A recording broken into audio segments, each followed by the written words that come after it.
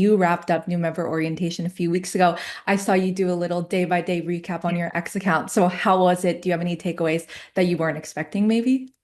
I didn't really know what to expect, honestly. And the best part was meeting all of my colleagues. We spent months, almost a year, reading about each other, reading about the races, how tough they were.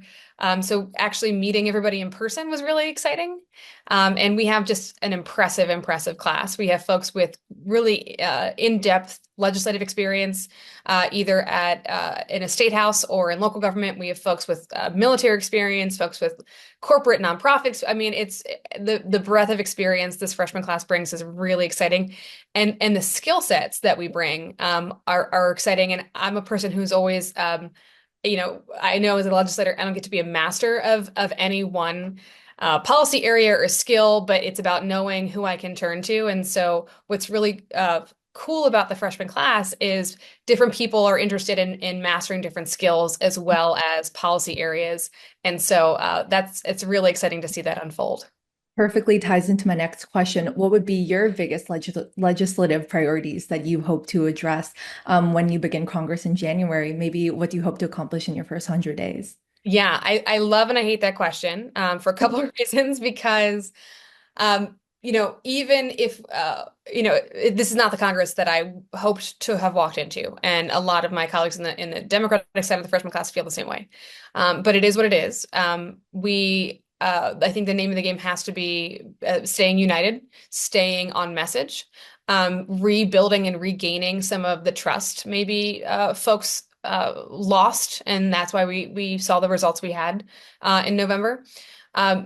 It's also, a little bit of a shame because even if we had the majority, I don't necessarily get to lead as a freshman on many of the policy issues I ran on, like abortion, like affordable childcare, like affordable prescription drugs, or climate change issues. And, I don't get to, as a newbie, walk in and lead on those issues, but they're still really important to me in my district. And so helping, be a team player, co-sponsoring bills around those issues, playing defense on a lot of those issues is going to be important in the first 100 days.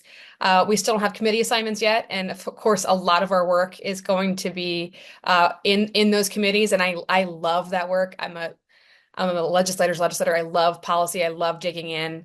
So I'm really excited to learn this new legislative process.